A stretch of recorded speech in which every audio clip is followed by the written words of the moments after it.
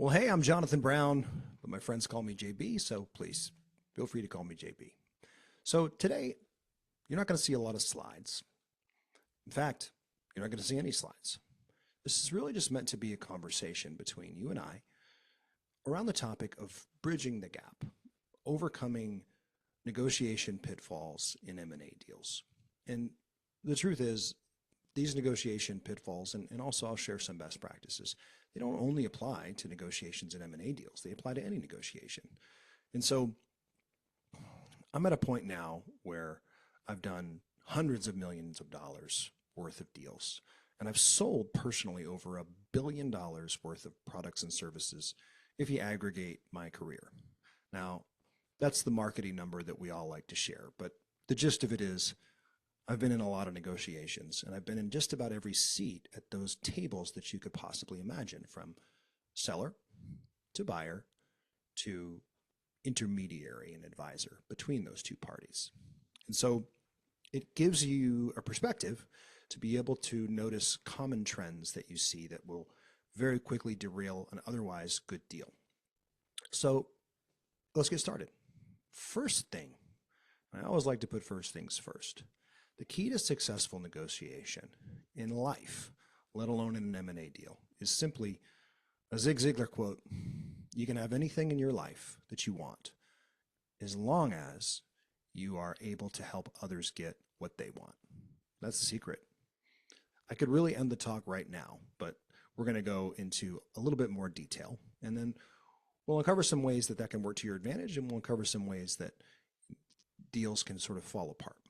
So step one, the number one pitfall that I see buy and sell side fall into is a lack of attention paid to either knowing your counterpart well, understanding what their objectives are, understanding what their dreams are, and what they're trying to get out of the deal, what they want.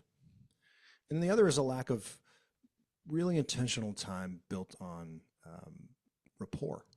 How much time did you spend trying to build a sincere rapport? That doesn't mean that you need to make this person or people your best friend, but you do have to have a degree of trust, an ability to communicate candidly and honestly, and an ability to work through what will inevitably be some rough spots that will pop up in any deal as you're putting it together. Great deals that close and work out well for everybody are built upon the speed of trust. The more trust that you can both earn yourself and that you can give to the other party, that everyone's acting in good faith, the more likely that you are to have a successful deal that gets done. So let's break that down a little bit further. When I go into a negotiation, I do not like to go in blind. You can do it. It just requires the ability to think on your feet very, very quickly and to have a clear understanding of what it is that you're trying to accomplish. But you're blind because you don't necessarily know what the other person knows, what your counterpart knows, and what they're trying to achieve. And so if you structure a deal and you haven't spent any time building rapport or really learning about the other entity, then you're sort of fumbling around in the dark trying to figure out, okay, I know what we want. What's the best way for me to position this to my counterpart to make it an attractive offer for them? So where do I like to start? It's simple. I like to get the names of anybody that I'm going to be speaking with and interacting with. I like to understand what their roles are in both the organization and to the best of my ability, their role as it will be in the deal, because those things are not always transparent. The person that you are speaking to may not be the decision maker.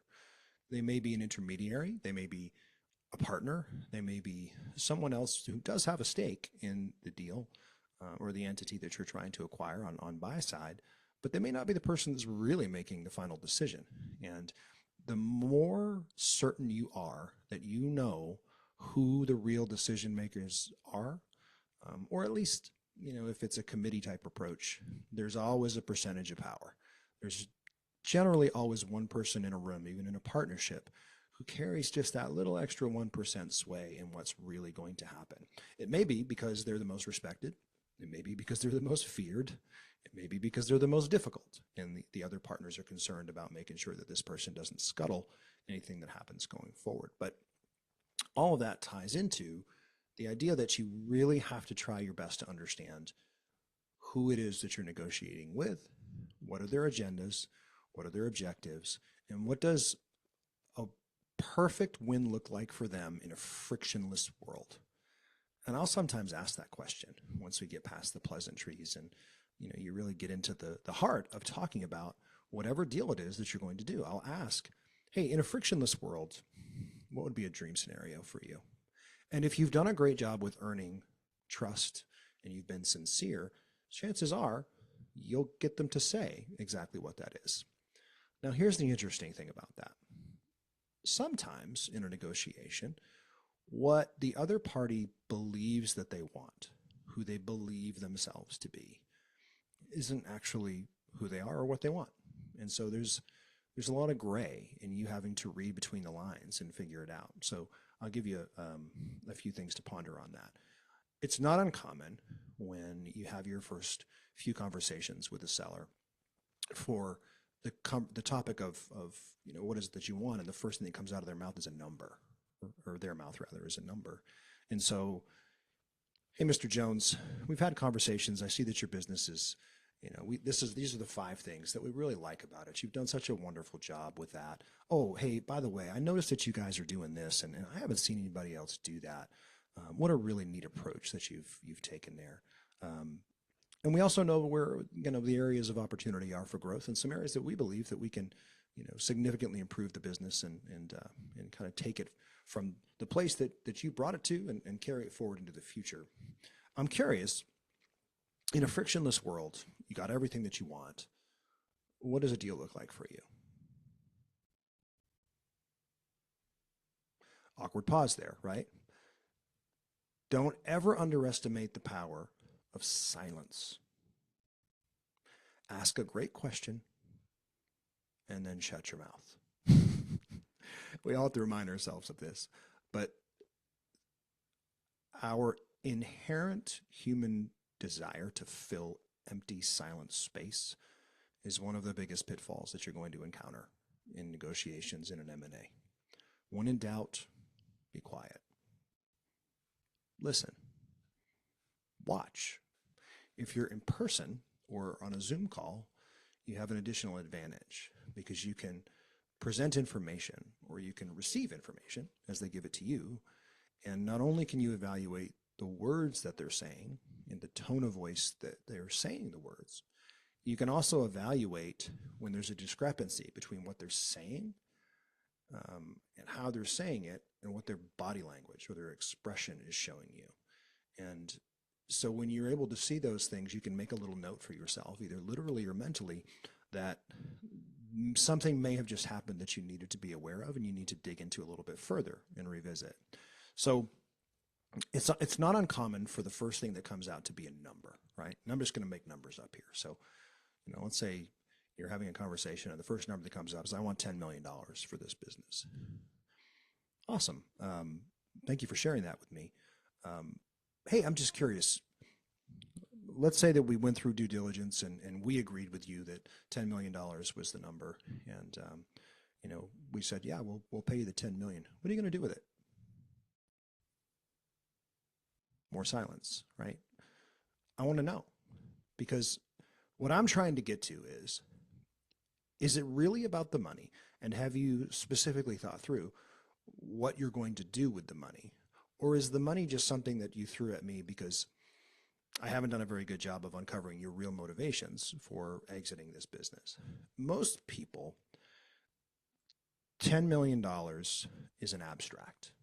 Unless someone says to you, I've got a 12-step financial plan as to exactly what I'm going to do with it. Here's what it's going to mean in my life. Here are the changes that I'm going to make, and this is what I'm going to do for the next X amount of years, depending upon my age.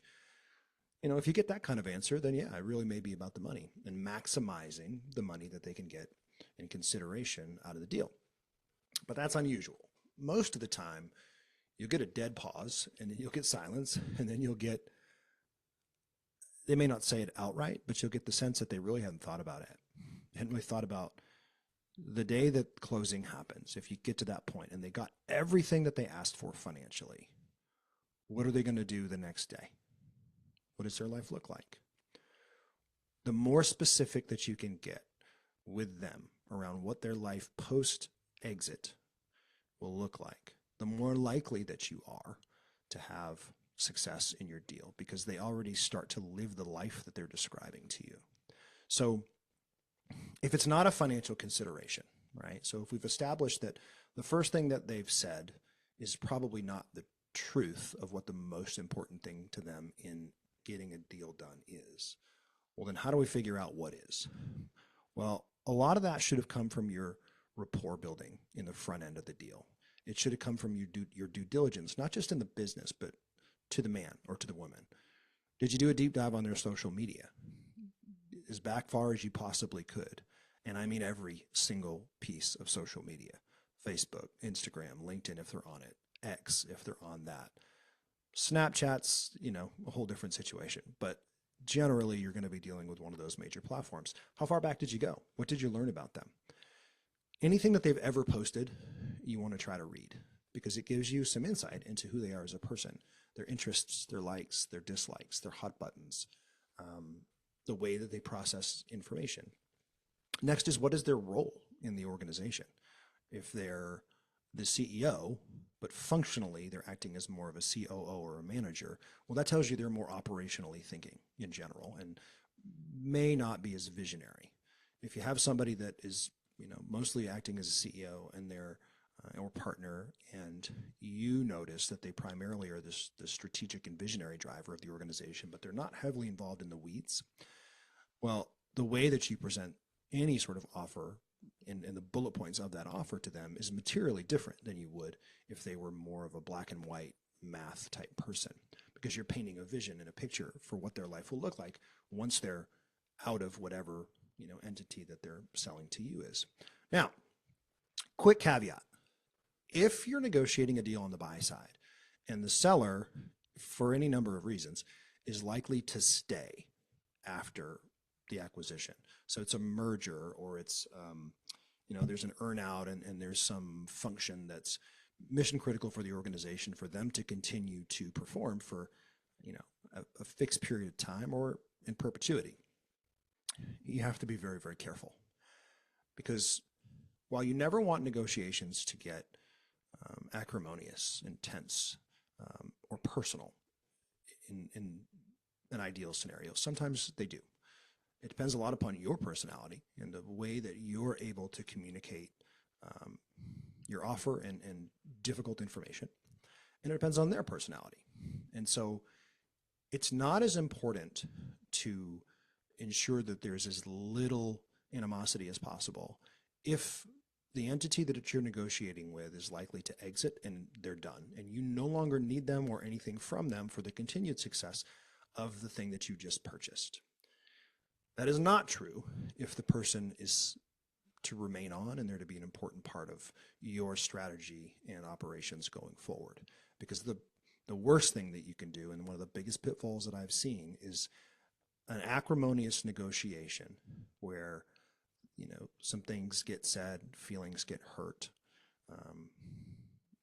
People feel like they got taken advantage of either way. And the person, you then have to show up on Monday after the deal closes and you're going to work with this person for a while. That's awkward. And it does create a situation for yourself that can be very, very challenging to work through. And so always keep in mind that if the person or people that you're interacting with as your counterparts in negotiation, if they're going to stay in any shape or form, you have to be extra cautious with the way that you approach the negotiation to ensure that nobody gets their feelings hurt and wants to pick up their ball and go home, so to speak. So another issue that I commonly see sabotage really great negotiations is poor due diligence. And so due diligence varies. The depth of the due diligence needed to really understand what it is that you're buying, it varies by business. It varies by the complexity of the business. It varies by the size, how much revenue the business is bringing in. Obviously, performing due diligence on a company that's doing $5 million in gross revenue and, $900,000 in EBIT, and it has a very straightforward service or product that it's providing is much more streamlined and straightforward than due diligence on a $300 million business that's possibly a full C corporation with lots of different subordinate notes and debt and complicated financials and multi-jurisdictional operations and compliance issues and legal issues, and then maybe in an industry where you have to make sure that you understand the liability that you're assuming, and that the customers that are coming in and the revenue that's coming in is what is in fact being presented and it's real. So due diligence is crucially important, and understanding what it is that you're trying to achieve. If you're not clear in what the eventual outcome is, both in the short, intermediate, and long term should be exit. You should know what your exit's going to be roughly before you ever make an acquisition. You should always know that. If you know those three things clearly, moving into a negotiation, it puts you in a position where, for the most part, you're able to be on high receive mode, and you're just listening and you're seeking to understand the other side's perspective, and how the business works, how it runs, who are the important people that are involved, what are some areas where you notice right away that you may be able to make some meaningful changes in a positive direction for the business, or that the thing that you're acquiring may positively impact other businesses that you currently have. If you don't clearly know what your objectives are going into a deal, how on earth can you ever get what you want? You can't ask for something that you don't understand yourself. And then the other side of that same coin is, to the best of your ability, taking the time to comprehensively understand what your counterpart wants and needs out of a deal. When you have that information, you can then go back into the drawing room and really try your best to put together a deal that directionally accomplishes what everybody is looking for. Now, a note about negotiations and your first offer.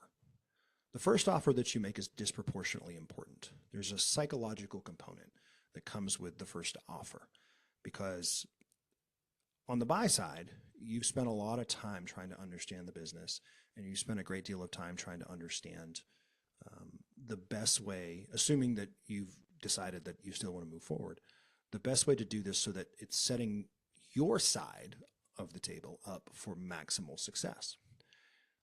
But on the other side of that same transaction is you have folks who in many cases have spent a lot of blood, sweat, and tears getting a business to the point that it's at. Hopefully things are going well. If they're not, there's a lot of feelings anyway about why things maybe haven't gone well, and maybe some finger pointing and some, believe it or not, some fairly deep emotional anchors to things that haven't gone well. And so there's a lot of anticipation that's tied to waiting to receive an offer from you. And so the waiting, there's Tom Petty, the waiting is the hardest part. It usually is. So having represented a lot of folks who have been on the buy side, the sell side of transactions, and having been there myself many times, it doesn't really affect me anymore because I've just done it enough times that I don't take anything personally. But when you're waiting for an offer of something that you have ideally cared very, very much about, I suppose it's a bit like someone critiquing your child. All my kids play sports and I've coached them. And so every now and then they, eventually they age out of your ability to coach them unless you're just incredible. And then you have to turn them over to somebody else and they start to try out for things. And then they're being evaluated by someone who is different than you, has different, a different take on the situation and different experience than you do. And so you always have to check your heart at the door as a parent when your child's being evaluated, because you may not like everything that you hear back. And, if you thought that your child was a baseball, a top of the order player, 5 tool, can do everything possible, and, should be one of the best players on the team and has great speed, a great bat, plus arm, all of that. And then you get an evaluation from a third-party neutral coach who's like, actually, contact rate's okay, not a lot of power with the batting, mid-speed, arm is okay, average. You get a little offended by that, hurt your feelings. And the same is true with business. If it's a business that has been well cared for, or poorly cared for, but a lot of attention put into it, and energy and effort by the current owner, then it's always a little bit challenging to come in and say, hey, listen, here's what we think the business is worth, especially if it's significantly different than what they were expecting. And so the way that you present those offers is heavily dependent upon the work that you've already done in building rapport with the other person, building a spirit of trust and some empathy there, and just understanding where they're coming from and trying to present it in a way that best honors that person, even if, and especially if you are presenting an offer that is significantly different than what the person may have been expecting. So let me get a little bit specific. The way you ask for something is very, very important. And so if you're looking for concessions in a deal, let's talk about earnout for a second. So it's becoming more and more common for earnouts, and there's a lot of different ways to structure earnouts. But it's becoming more common to see those to be a part of deals, owner financing, or warrants. There's any number of ways that you could do it. The reason that we're starting to see that become more prevalent is because of the credit market is tightening up like crazy. We all know that. And so it's becoming more difficult to leverage deals or to leverage them with terms that are as favorable as they once were. And the cost of debt has gone up. And so in some cases, truly using leverage for a deal, the finances may not make sense if you give the seller the full dollar amount that they were looking for. And so you're starting to see a lot more instances of seller finance. Well, when you're asking for seller finance, you really don't want to present that as, hey, would you do me a solid and give me 4 years to pay you at this amount? And by the way, I also want you to tie that to some benchmarks and to some performance that we really need to see the business have so that we can pay you back. And that's not appealing if you're the seller. However, if in concert with that offer, you also say, hey, listen, remember when you told me that the first day after you closed and you were looking to get X amount of money, you really wanted to go on a 3-month tour of Europe with your wife. And, you told me about that restaurant in Paris that you wanted to go to. And there's a wine that you and your wife have always wanted to try. And, you can almost taste that bottle. We can still get that done for you.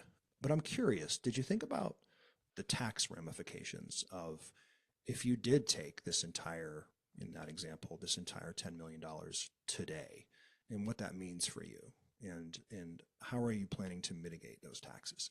Most of the time you're going to get a blank stare, and they didn't think through, what all that meant. And then when you get that answer, or I'll have to deal with that when it comes and hope for the best. When you get that answer, you can say, yeah, the first time I ever sold a business, or, give an example of one that you had sold, if you have, don't lie. I had that same feeling, and boy, did I take a beating. Or, a really good friend of mine sold his business, and he ended up with a tax bill that was effectively ended up being like 54% of his proceeds. Hey, I'm curious, what are the chances that you might think about spreading the compensation over a few years to lower your tax basis? We'll still get you the full amount that you're looking for, but it gives you a little bit more time to kind of average that over a few years so that you're not nailed in one fell swoop with this gigantic tax bill. Is that something that how would you feel about talking about that? Anything that you can do to make it seem as though you're also trying to look out for their best interest. And to be clear, in that situation, you are. It isn't usually advantageous for a seller to take a gigantic lump sum, 100% payment that day, unless They have a very clear plan and a team of advisors to help them navigate through what are going to be likely some of the largest tax liability situations that they're ever going to face. So all of this ties back to really understanding what is important to the other party and what they're looking to achieve. Now, so far, all we've really covered are financial implications, right? So taking care when you present a deal to the other side, trying to understand where they're coming from and to present what it is that you're proposing in a way that is likely for them to understand and it makes sense. We've also talked about the importance of the words that you use when you're describing something that definitely benefits you, but may not be as clear that it benefits them, making sure that you're explaining in a way that they can sort of process through that. Now I want to get into what is also very common, and it's a very easy trap to fall into, and which is only looking at the financials as a benefit to the seller. Financial isn't generally the number one reason someone is exiting a business. We think it is, sellers think it is, but often something else is going on. Something has happened, or a series of things have happened to bring them to the point where they no longer want to be the owner of that business, or at least the principal involved in the business. You have to get to the root of that to the best of your ability. Is it burnout? Is it age? And, maybe they spent years or even decades building a business at the expense of connecting with their family, connecting with their friends, pursuing activities or passions that they just didn't have the time for. And they're getting older, or at least getting to a point in their life where their priorities have shifted and they want to have more time to do those things. That's an anchor. It's crucially important that you understand the deep motivations that someone has to get out of any deal that they're in, because those are the anchor points that when things get difficult, you're going to go back to those anchor points and you're going to hit them again and say, hey, listen, I know that this wasn't everything that you asked for, but I think it's a great deal for you, and here's why. You told me that you really needed to be able to spend more time with your adult kids who now have grandkids and to be a more integral part of their life. You didn't really enjoy the day-to-day sort of drudge that is running this business. We're going to remove you from that almost entirely. We're going to give you that time that you were looking for. And the only thing that we ask of you is to stay available to us, and we'll be very respectful of your time for your institutional knowledge, or strategic things that we may want to ask you about the business. Or 2 years ago, this particular client was an issue. What happened there? Or what would you do if you were in our situation here? Those are things that someone who's used to being on a hamster wheel, and they can envision and have already begun to envision a life off of that hamster wheel. Those are really important things to continue to anchor and to hammer on. And most of them don't have anything to do with money. If there's a base level of financial compensation that you can get somebody to, usually anything over and above that, it's anchored to this concept that it would be nice. This is how much I need. This is how much that would be nice to have. But the difference between these two things, there's a very real sense of how much additional hassle, effort, and pain am I going to have to go through to get this? Because if it's too much, I might just be okay with that, even though I didn't necessarily think that coming into the transaction. So never underestimate the importance of personal factors in influencing someone's decision to make an exit. Age obviously being the primary. We have this gigantic, massive group of baby boomers who have spent years building so many wonderful businesses that have stood the test of time, and they had no succession plan. The succession plan was either Susie or Bobby is going to run it, but Susie or Bobby don't want to run, dad's boring concrete company or ambulatory patient transport company or plumbing company, even though it's doing $15 million a year and dropping 3 out the bottom. They want to talk about cryptocurrency and blockchain over martinis or more likely fancy coffee with their friends. It's just not something that's appealing to them. And so when the kids decide they don't want to be involved with it, the owner's sort of left with this anxiety of, well, I thought I was building this for them, and I made all these sacrifices, and I probably adversely impacted my relationship with them, and for what? It's a lot to unpack there. And so the more empathetic and adept you are at uncovering all of the layers that may be involved in what's really going on with someone on the other side of your negotiation, again, the more powerful it makes you, and the better equipped you are to negotiate a great deal that you're thrilled with, but also has them walk away feeling like they made a good deal too. Because those are really the best deals. The worst deals, and I've done them, I've been on both sides of them, are when one side feels they got royally screwed. If you came into M&A or deal making in general, and your ethos was something that you saw in Billions or Bobby Axelrod do, or you read Trump's Art of the Deal book from back in the day, and you've taken on this position that the only good deal is a deal where I crush the other guy, it's going to be very, very difficult for you to have a long and successful career. It's not to say that sometimes, you don't walk away with terms that are vastly favorable to you. It does happen, but the ethos really should be, what's the best way for me to make a great deal for myself and for whoever I'm representing and for our agenda, while also honoring the other side and making sure that we're not totally screwing them over. Because hear me when I say this, it's a small world. And the way that you treat anyone in a negotiation can always come back to bite you in the ass. Just don't forget that. Again, negotiate hard, get everything that you can possibly get for your side. But if you start to sense that it's going too far in one direction, you have to pause. Because one, it could lead to some ugly feelings later on and some breaches of contract. But there's actually another reason.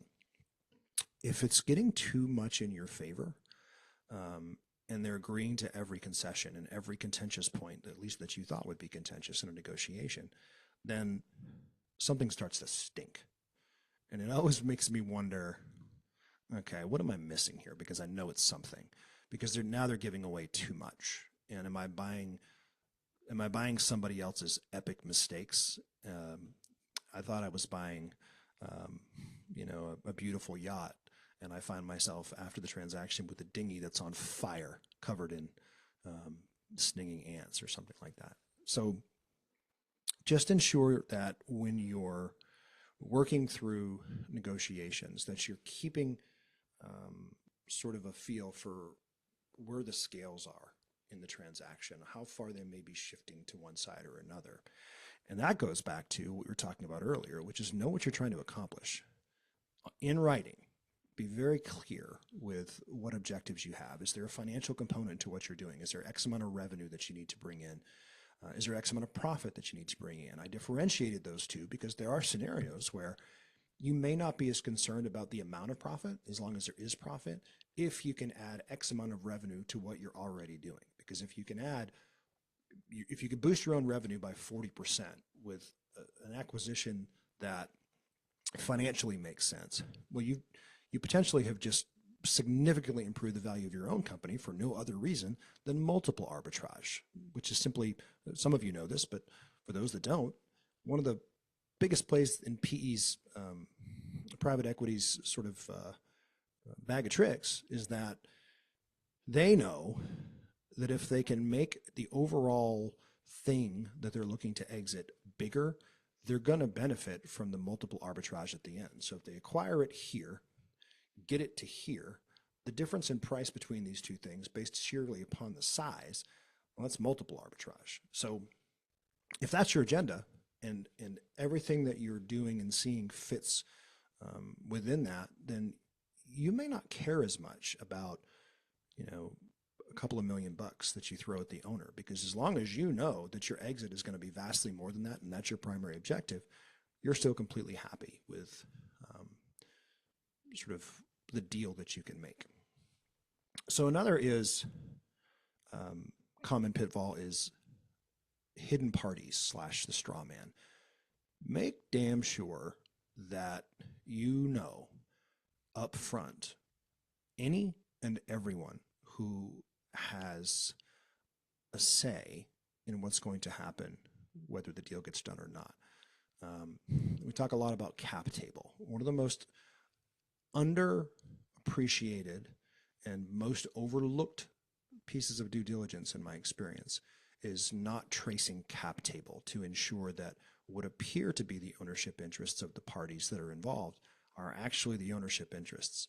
I can't tell you how many times that I've dug into a deal and realized that the folks that I was negotiating with didn't even own the amount of equity that they thought they did, because there wasn't a proper legal trail over, any number of years of transfers and backroom over whiskey drinks that got done.